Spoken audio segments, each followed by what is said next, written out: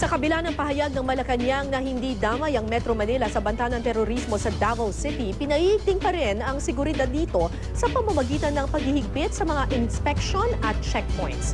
May news to go si Victoria Tulad.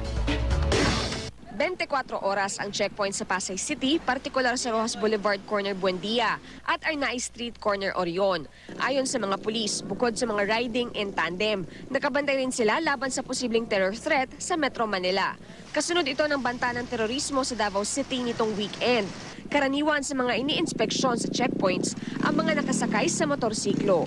Wala namang reklamo ang mga motorista kahit pa bahagya silang naaabala. Approved po kayo na magkaroon ng maraming checkpoint?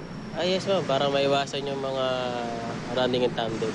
Yung mga, tsaka yung mga karnap na motor, ganyan.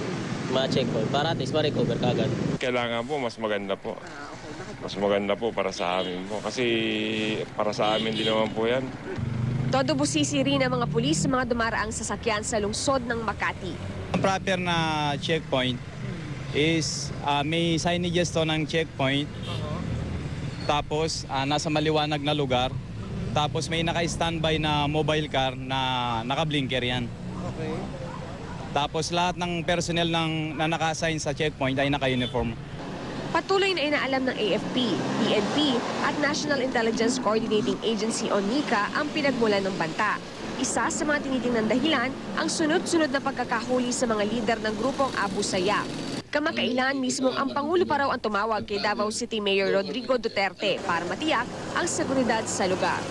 Threat possibility ay nasa level 4, no? Out of 10. Response natin ay nasa level 10. Dahil hindi naman natin pwedeng pabayaan lang ito or baliwalain, no? Samantala, naka-heightened alert na rin maging sa mga paliparan, kaya paiigtingin na rin ang police visibility roon. Para sa mga may reklamo o nais i-report, maaari raw tumawag sa PNP hotlines na 0915-888-8181 at 0999-901-8181.